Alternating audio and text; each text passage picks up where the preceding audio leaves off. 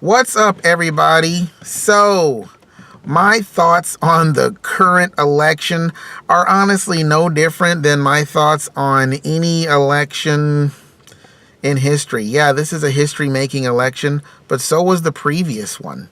I feel like we live in a time that is very similar to what the time of the judges was, where all those many years during the time of the judges, it was marked by this one statement, this one theme that said, and everyone did what was right in their own eyes. Whether it was the priests or whether it was the Gentiles, it didn't matter. Everyone was just kind of doing their own thing. And that was the entire culture during the time of Judges. And then after the time of Judges came Samuel, who I guess theologians call the last of the judges, because during the time of Judges, people would get in trouble. They'd have these, 9/11 events.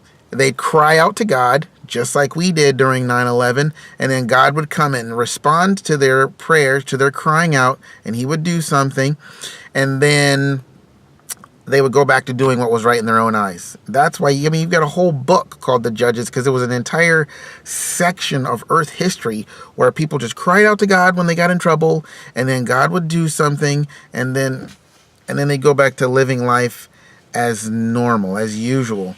And then after that, you had like the time of kings, where then you had David that came in. And I feel like that's kind of like where we're at in the whole God timeline of things, where we're all doing what's right in their own eye. And in light of judges and kings and prophets and priests and all that stuff, when you look at the King Cyrus would not be considered a Christian king, so to speak, if King Cyrus lived today.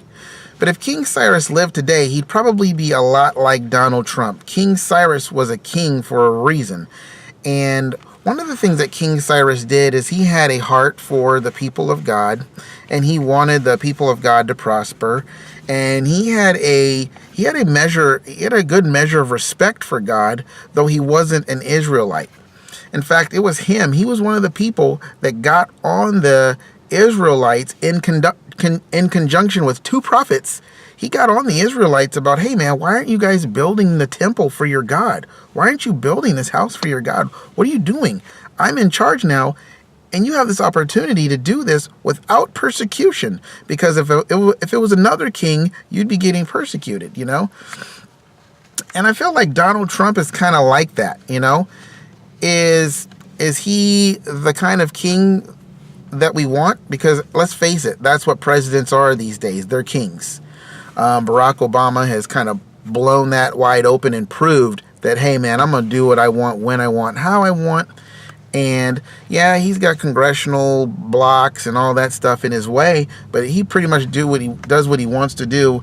And if Hillary Clinton gets in, oh man, she's going to put Barack Obama executive orders to shame, because she is going to do what she is going to do.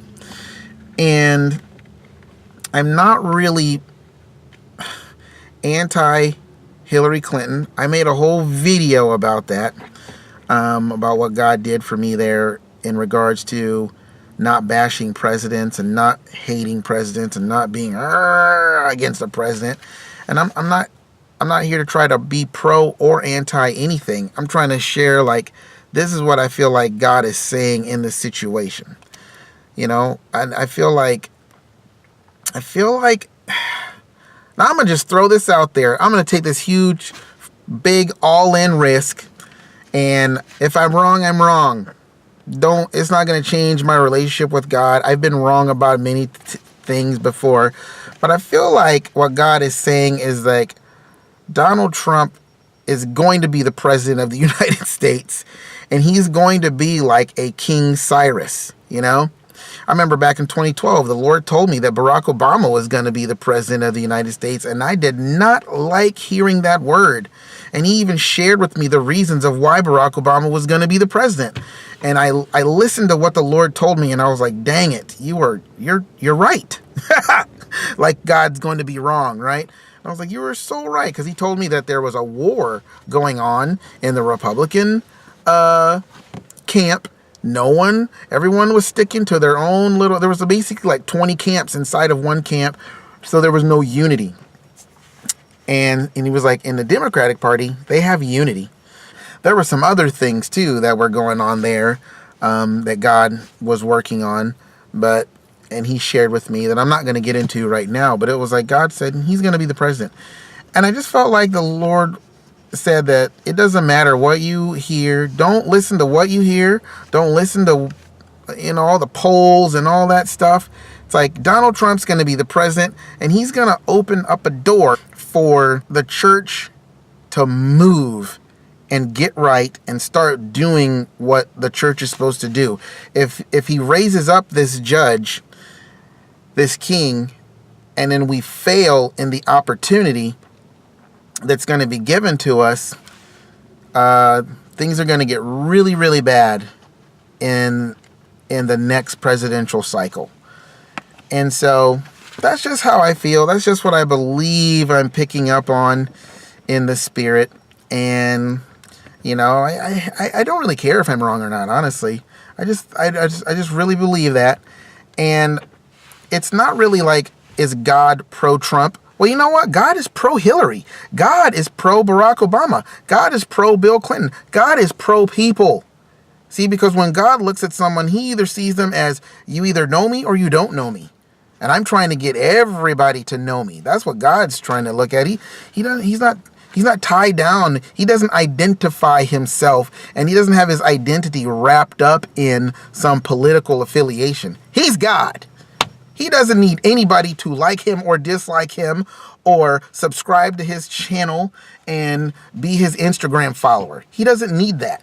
He wants people to know him. And if they get to know him, they will like him. So I don't know if you get anything out of that, whether you believe it or not. It's neither here nor there. But, I just don't want to have this whole election cycle go past and not me throw something in there of what I believe God is saying. So there's my 2 cents. See ya.